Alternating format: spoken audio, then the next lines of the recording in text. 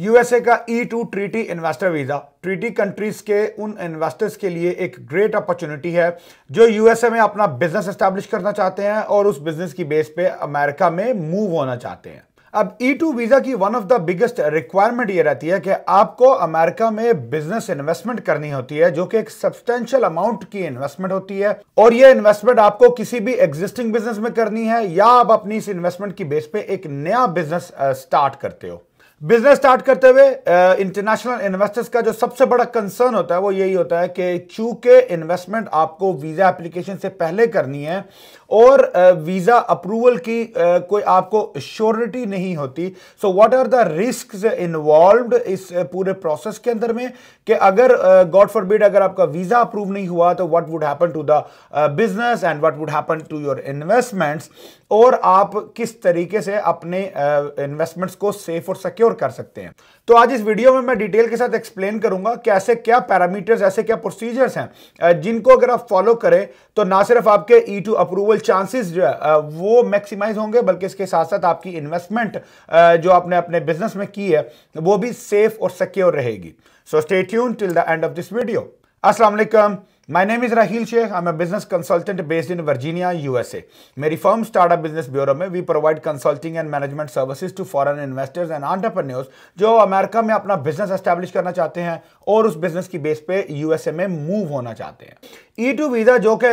US treaty countries के citizens के लिए एक बहुत लुक्रेटिव, बहुत फिजिबल, फेवरेबल और सूटेबल वीजा प्रोग्राम है। इसकी सबसे मेजर जो लिमिटेशन है वो ये होती है कि आपको बिजनेस इन्वेस्टमेंट वीजा एप्लीकेशन से पहले करनी होती है। अब होता यह है कि जब आप इन्वेस्टमेंट की बात करते हो तो we are talking about a decent amount of at least $100,000 to $200,000 के जो इन्वेस्टमेंट बजट है, इतनी अमाउंट आपको वीजा एप्लीकेशन से पहले स्पेंड करनी है। एज एन इन्वेस्टर नेचुरली आपका कंसर्न ही होता है कि you need to make sure के जो अमाउंट है वो एक रीजनेबल बिजनेस में इन्वेस्ट की जा सके और ज्यादा से ज्यादा सेफ हो सके। As an international investor naturally आपका जो मेजर कंसर्न होता है कि आप अपने फंड्स की ज्यादा से ज्यादा सेफ्टी जो है वो देखना चाहते हैं कि पैसा आपका रिस्क पे कम से कम हो। बट आपको ये बात समझनी जरूरी है कि यूएस रेगुलेशंस के अकॉर्डिंगली आपके E2 की अप्रूवल जो सक्सेस रेशियो है वो डिपेंड ही इस बात पे करती है कि आपका पैसा रिस्क पे होना चाहिए, because that is one of the basic requirement criteria and parameter कि आपका जो इन्वेस्टमेंट है वो total amount should be or at least a major amount of that investment should remain at risk. So the only way you can make sure कि आपकी जो risk पे investment है वो कंप्रोमाइज ना हो, कि आप उस रिस्क को ज्यादा से ज्यादा मिटिगेट कर सकें और अपनी इन्वेस्टमेंट की सेफ्टी कर सकें, और वो ये है कि आप जो बिजनेस इन्वेस्टमेंट है वो एम्बेसी के बताए गए पैरामीटर्स के अकॉर्डिंगली करें। एम्बेसी के पैरामीटर्स का मतलब ये है कि there is no corner cutting in the procedures of building और buying a business in America. Corner cutting से क्या मुराद है कि जो स्टैंडर्ड बिजनेस प्रोटोकॉल्स हैं, for example you need to have the softwares for the business, you need to run the register for the business, you need to do the marketing and advertisements of the business, आपके पास booking sites होनी चाहिए, आपके पास review feedbacks होने चाहिए, आपके पास जो है वो द बिजनेस की जो डिस्प्ले सेंटर्स है वो प्रॉपर्ली होना चाहिए, ऑनलाइन प्रेजेंस बिजनेस की होनी चाहिए, डिजिटल मार्केटिंग उसकी जो है वो डिजिटल एसेट्स जो है वो क्रिएट हो, बिजनेस के जो टूल्स एंड इक्विपमेंट्स है आपके पास वो तमाम के तमाम पूरे होने चाहिए, जो राइट ह्यूमन रिसोर्स है बिजनेस की वो आपके पास होनी चाहिए, राइट इक्विपमेंट्स होने चाहिए। इसके अलावा अगर कोई आपका फ्लीट बेस्ड बिजनेस है, व्हीकल बेस्ड बिजनेस है, तो वो तमाम के तमाम व्हीकल ब्रांडिंग, उसके तमाम जो अदर रिक्वायरमेंट्स हैं वो पूरी होनी चाहिए। होता ही है कि एज एन इन्वेस्टर आप प्रायोरिटाइज ये करते हो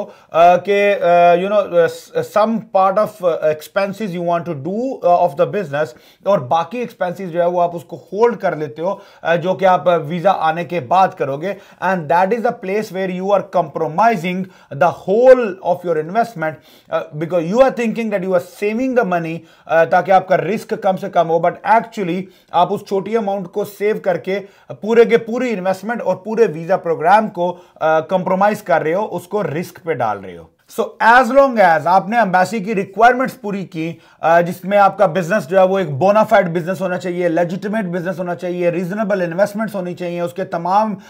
जो एक्सपेंस क्राइटेरियाज हैं वो पूरे होने चाहिए, उसके तमाम कॉम्पिटिटिव एडवांटेजेस जो है वो